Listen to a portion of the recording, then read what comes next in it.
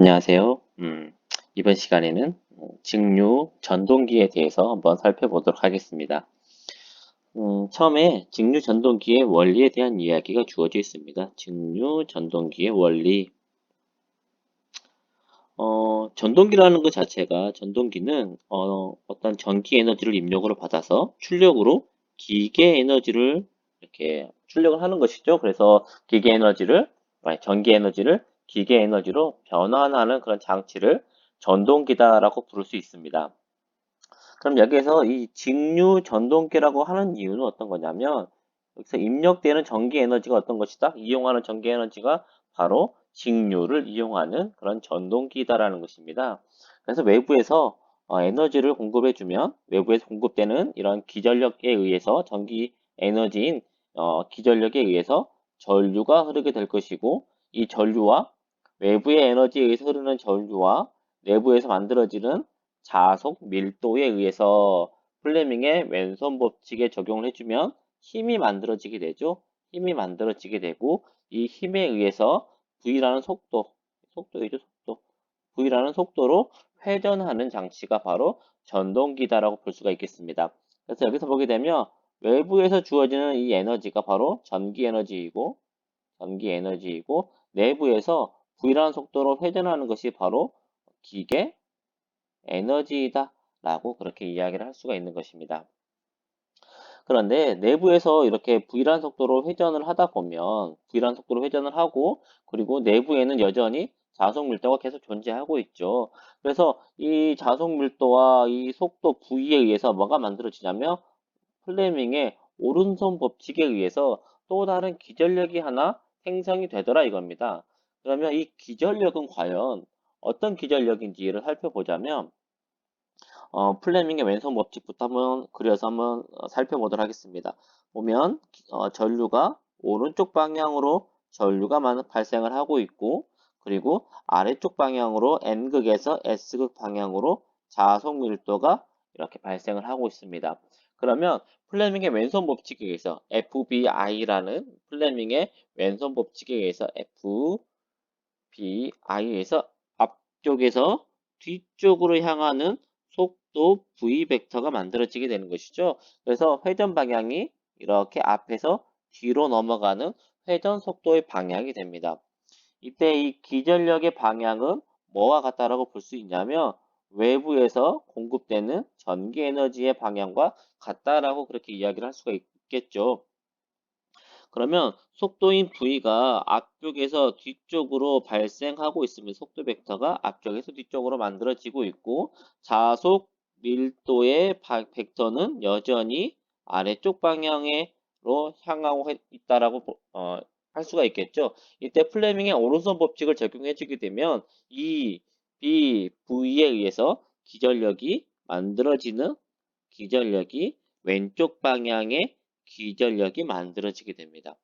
그러면 이 기전력의 방향을 비교해보면 외부에서 만들어지는 기전력과 내부에서 회전 속도에 의해서 만들어지는 기전력의 방향이 서로 반대 방향이 되더라 이거죠. 반대 방향이 되더라. 그러면 반대라는 의미로 우리가 역이다라고 이야기하잖아요. 반대이다 하고 하기 때문에 그래서 역기전력이다. 만들어지는 기전력을 역기전력이다.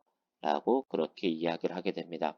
그래서 이 역기전력이 가지는 의미는 어떤 거냐면 외부에서 전기 에너지를 투입을 시켰습니다. 전기 에너지를 투입을 시키면 이러한 플레밍의 왼손 법칙에 의해서 V라는 속도로 회전을 하게 되겠죠. V라는 속도로 회전을 하게 되는데 이때 전기 에너지를 투입하지 않는다라면 어떤 현상이 벌어질까요? 계속 회전할 수 있겠구나라고 생각을 하게 될 것입니다. 끊어지더라도 돌아가는 그런 관성이 존재하겠죠. 관성 때문에 계속 회전하게 될 것이다. 라고 생각을 할 수가 있는데 실제로는 그렇지 않다라는 것입니다. 실제로는 그렇지 않고 내부에서 만들어지는 이 역기전력이 외부에서 투입되는 전기 에너지를 계속 상쇄시켜 버린다는 것이죠. 그렇기 때문에 끊임없이 전기 에너지가 공급되지 않는다라면 이 전동기는 회전하지 않게 된다라고 그렇게 이야기를 할 수가 있겠습니다. 그 다음에 나와 있는 이야기는 속도 그리고 토크 및 출력에 대한 이야기가 주어져 있는데요. 발전기에서 우리가 이제 어떤 우리가 앞서 봤었던 직류 발전기라는 게 있었죠. 직류 발전기라는 거에서 중요한 요소가 있었습니다. 중요한 요소 우리가 어떤 특성 곡선을 보았을 때 뭐와 뭐의 관계를 보았냐면 직류 발전기는 전류와 전압을 가지고 이 전류와 전압을 가지고 어떠한 발전기의 특성을 봤다라고 이야기한다면 이 보게 된 특성은 바로 어떤 에너지죠? 전기 에너지에 대한 것을 이게 우리가 발전기의 특성으로 이야기했던 것이죠. 지금 우리가 보고 있는 것은 발전기가 아니라 직류 전동기에 대해서 보고 있습니다. 전동기에 대해서 보고 있어요. 그러면 전동기라는 것은 결국에 뭘 생성을 하는 거냐면 기계 에너지를 만들어내는 것이죠. 기계 에너지를 만들어내는 것입니다. 기계 에너지는 우리가 이제 뭐로 볼 수 있을까요? 회전 속도가 있겠죠. 회전 속도가 있을 것입니다. 회전에 의해서 만들어지는 속도가 있을 것이고, 그리고 회전함에 의해서 회전을 함으로써 만들어지는 힘, 회전하는 힘, 즉 회전력을 생성을 하게 될 것이다. 라고 그렇게 이야기를 할 수가 있겠습니다. 그래서 전동기는 우리가 이제 앞으로 전동기의 특성을 이제 어떤 걸로 보게 될 거냐면 회전 속도에 대한 특성을 보게 될 것이고 그리고 회전력에 대한 특성을 가지고 이 전동기가 어떠한 특성을 가지는지를 앞으로 살펴보게 될 것이다. 라고 그렇게 말씀드릴 수 있겠습니다. 그리고 이제 우리가 회전력이다라고 하는 것을 우리가 이제 회전력이다라는 말보다는 어떤 말을 더 우리가 많이 들었냐면 토크라는 이야기를 더 많이 들었어요. 토크이고요. 즉 토크는 바로 무엇이다? 회전력이다. 라고 그렇게 이야기를 할 수가 있겠습니다.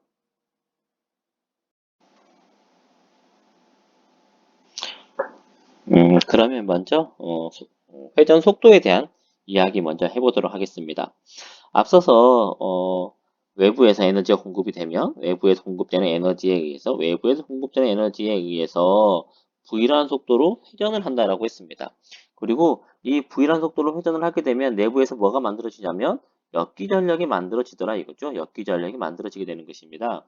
그런데 여기서 만들어지는 역기전력을 발전기의 입장에서 보자면 어떤 값일까요? 발전기 입장에서 이 역기전력을 보면 발전기는 전기를 만들어내는 거니까 발전기 입장에서 이 역기전력을 바라보게 되면 이 역기전력은 그냥 말 그대로 발생하는 유도기전력에 대한 개념이 되는 거죠. 유도기전력입니다. 유도기전력이 되더라라는 것입니다. 그러면 우리가 발전기를 했었을 때 했었던 유도기전력에 대한 식을 그대로 어디에도 적용시켜 줄 수 있다? 직류 전동기에도 그대로 적용을 시켜줄 수가 있는 것이죠. 그래서 여기서 이 기전력인 E는 어떤 기전력이다? 바로 역기전력이다라는 것입니다. 발생되는 역기전력에 대한 식을 이용을 해서 반대로 속도에 대한 식을 우리가 유추해낼 수가 있다는 것이죠. 왜냐하면 이 역기전력에 대한 식의 이 대문자 n이 바로 뭐였죠? 이게 바로 회전 속도잖아요. 회전 속도에 대한 식이기 때문에 이 식에 대해서 정리를 해주자면 E는 P 파이 60분의 N A분의 Z라는 식에서 속도 N에 대해서 정리를 해주면 속도인 N은 어떻게 정리해 줄 수가 있나요? 분모에 해당되는 것은 P 파이 Z분의 2 곱하기 60A다. 라는 식으로 우리가 이렇게 속도에 대한 식을 만들어 줄 수가 있는 것이죠. 속도에 대한 식을 다음과 같이 이렇게 정리해 줄 수가 있고 여기서 보게 되면 이 지금 역기전력이 이 부분에 포함되어 있는 것을 확인해 볼 수가 있습니다. 그리고 아직 여기서 다루진 않았지만 직류 전동기와 그리고 직류 발전기에 구조적인 차이가 있을까요? 없을까요? 발전기하고 전동기하고는 구조적인 차이가 있지는 않고요. 전기 에너지를 공급받느냐. 전동기는 전기 에너지를 공급받는 것이죠. 전기 에너지를 공급받는 것이고 발전기는 전기 에너지를 공급받고 받는다. 공급받는다. 공급받는 것이고, 발전기는 전기 에너지를 어, 생성한다. 생성한다라고 그렇게 이야기할 수가 있을 것입니다. 그러면 이제 우리가 간단한 형태의 그 분권에 대해서 한번 보자면, 분권 발전기가 있었을 때 전기자가 있고 그 주변에 이렇게 브러시가 연결되어 있습니다. 브러시를 통해서 나오는 에너지는 분권 권선으로도 흐르고, 그리고 외부에 이렇게 외부 회로와도 이렇게 연결되어 있는 형태가 된다는 것입니다. 그러면 먼저 발전기를 우리가 했었을 때 발전기를 이렇게 n이라는 속도로 회전을 시키게 되면, n이라는 속도로 회전시키게 되면 뭘 만들어내죠? 전기 기전력이 1을 만들게 되고, 기전력에 의해서 전기자 전류가 흐르게 됩니다. 전기자 전류는 계자 전류와 부하 전류로 나뉘어서 이렇게 외부로 전기에는 외부에 연결되어 있는 부하에 전기 에너지가 공급되는 것이 이게 바로 뭐죠? 발전기였죠. 발전기입니다. 그러면 전동기는 어떤 형태이냐면, 전동기는 구조는 똑같은 구조를 가지고 있어요. 전기자가 있고 전기자 옆에 이렇게 브러시가 연결되어 있습니다. 그래서 브러시는 외부 회로와도 연결되어 있고 내부에 있는 계자 권선과도 이렇게 연결되어 있는 형태를 가지게 됩니다. 그런데 전동기는 외부에서 전기 에너지를 공급받는 것이죠. 외부에서 전기 에너지를 DC이기 때문에 DC 에너지를 공급받게 되는 것입니다. 외부의 전압 V에 의해서 내부로 전류가 이제 흘러 들어가게 되는 것이죠. 외부 전류가 흘러 들어가게 될 것이고, 이 전류는 안으로 들어가는 전기자 쪽으로 들어가는 전류와 계자로 들어가는 전류로 나뉘어지게 될 것이고요. 계자에 흘러가는 전류에 의해서 뭐가 생성이 되죠? 자속 밀도가 만들어지게 될 것이고, 전기자에 흘러가는 전류와 그리고 자속 밀도가 만나서 뭘 생성을 하죠? F는 BLI에 의해서 힘 F를 만들어내죠. 힘 F를 생성을 하게 되고, 힘 F에 의해서 이렇게 n이라는 속도로 회전하게 되는 것이 바로 전동기다라는 것입니다. 그래서 이 n이라는 속도로 회전을 하다 보니까 또 뭘 만들어냈죠? 회전에 의해서 뭘 만들더라? 기전력인 E를 생성을 하더라라고 이렇게 볼 수가 있는 것입니다. 그러면 이 전기자 측에서 회로 방정식을 하나 세워준다면, 회로 방정식을 이 전류의 방향대로 세워주게 되면 단자자나 V는 여기에 지금 전기자 저항이 있다라고 본다면, 전기자 저항에 의한 전압방아 IA, RA 플러스 만들어지는 역기전력의 합으로 표현해 줄 수가 있을 것입니다. 그러면 이 식에서 이 역기전력에 대한 식으로 정리해 준다면, 역기전력은 V, 단자자라 공급되는 전압 V 마이너스 IA, RA다라는 식이 만들어지게 돼요. 그래서 이 역기전력을 아까 우리 속도에 대한 식에다가 대입을 해주는 것입니다. 속도에 대한 식에다 대입을 해주니까 속도인 n은 P, 파이, Z분의 60 곱하기 A 곱하기 그 다음에 V 마이너스 IA, RA다 라는 식으로 이렇게 나타내 줄 수가 있게 되는 것이죠. 근데 여기서 이제 보면 P는 극수죠. 극수이고 파이는 자속입니다. 자속. 그리고 Z는 도체수. 전기자 도체수라고 해서 여러분들이 좀 개념이 좀 헷갈리신다면, 도체수라고 이야기할 수도 있고 권선에 몇, 몇 바퀴가 이렇게 권선이 몇 번 감겨져 있느냐를 나타내는 것이다 라고 볼 수가 있겠습니다.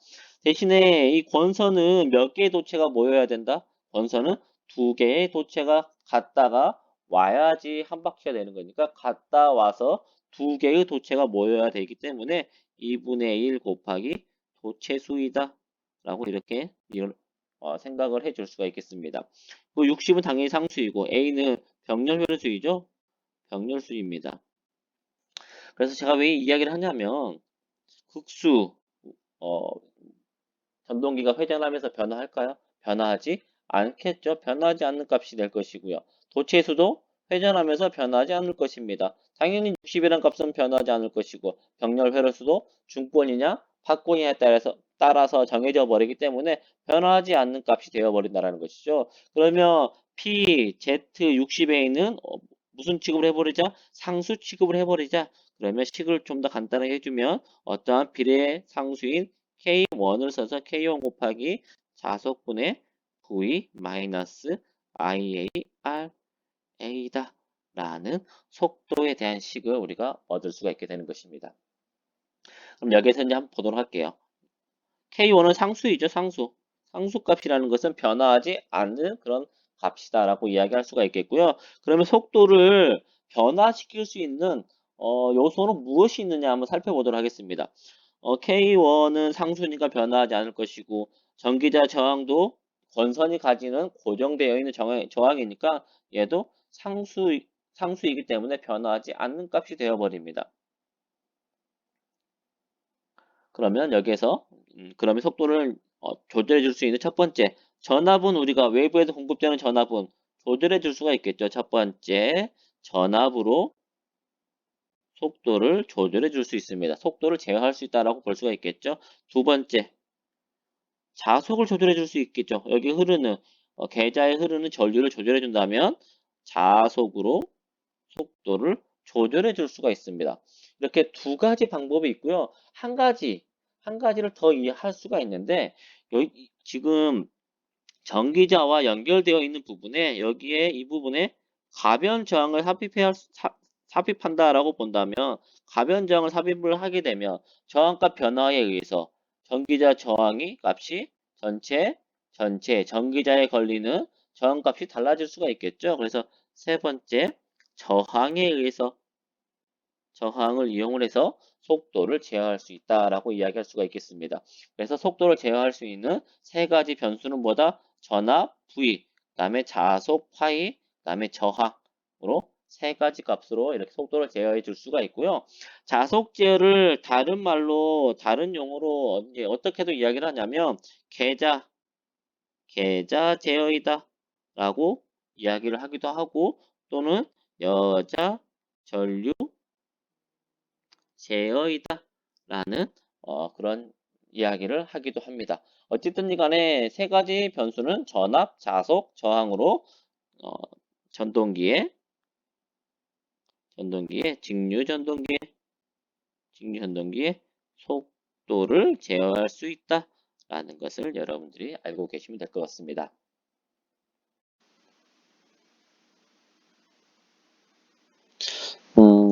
그래서 이제 직류 전동기의 속도를 제어할 수 있는 세 가지 변수에 대해서 우리가 이제 한번 이야기를 했는데요.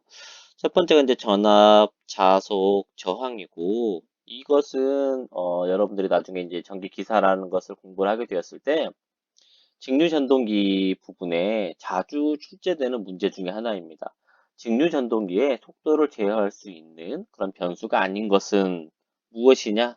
라는 이런 질문이 나오게 되는 것이죠. 그래서 첫 번째 전압, 두 번째 자속, 3번 저항, 뭐 4번 뭐 기타 등등의 값 이렇게 해서 보기에서 이제 값을 고르는 형태가 나오게 되고 그렇게 나오게 되면 여러분들이 좀 쉽게 고를 수 있겠죠. 그런데 그렇게 나오지 않고 전압 뭐 계좌, 계좌 저항, 계좌 저항이란 말이 나올 수 있을 것이고 또는 그 다음에 전기자 저항 이렇게 나올 수 있을 것입니다. 그래서 여러분들이 이제 계좌 저항이라고 나오겠죠? 계좌 저항? 계좌 저항도 있고 전기자 저항도 있으면은 과연 어떤 거지? 그런데 계좌 저항은 뭐에 관련을 가질 수가 있을까요? 계좌 저항은 계좌 저항이 여기에 흐르는 저항에 따라서 뭐가 달라지냐면 계좌에 흐르는 전류값이 달라지게 됩니다. 왜냐하면 여기 양단에 걸리는 것은 양단에 걸리는 전압은 단자 전압이 V가 걸리게 되는 것이죠. 그래서 여기 흐른 전류 IF는 어떻게 계산할 수 있냐면 계좌 저항분의 단자 전압인 V로 계산할 수 있게 돼요. 그래서 계좌 저항을 조절해 준다라는 것은 즉 뭐가 바뀌는 것이다?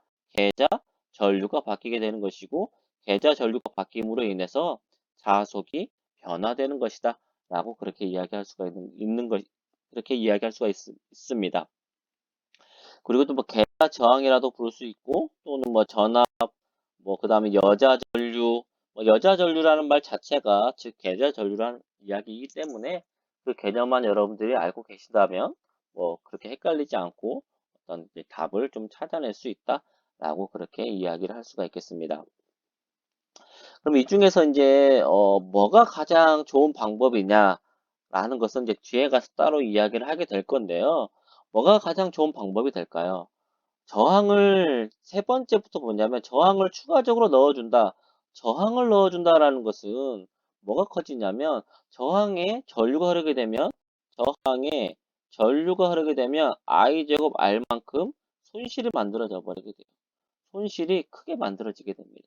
손실이 너무 크기 때문에 저항 제어법은 결코 좋은 방법이다 라고 이야기를 할 수가 없습니다. 그리고 그 다음에 자속 제어는 보게 되면 자속이 어디에 포함이 되어 있냐면 분모에 포함이 되어 있어요. 분모에 포함이 되어 있어서 자속이 2배, 그 다음에 뭐 2분의 1배 이렇게 변화했었을 때 속도의 제어의 폭이 3번 저항은 손실이 크다. 손실이 큰 속도 제어법이다라고 볼 수가 있겠고요. 자속 제어는 속도의 변동 폭이 넓지 않다라고 그렇게 이야기를 할 수가 있습니다. 그리고 그래서 가장 좋은 방법은 어떤 거냐면 전압을 조절해 주는 방법이 별도의 어떤 손실을 크게 만들어 주지도 않고 전압의 크기에 따라서 넓은 범위의 속도를 조절해 줄 수 있어서 가장 좋은 속도 제어법은 가장 좋은 속도 조절 방법은 바로 무엇이다? 바로 이 전압 제어가 가장 좋은 속도 조절법이다 라고 그렇게 이야기할 수 있습니다. 오늘 여기서 마치도록 하겠습니다.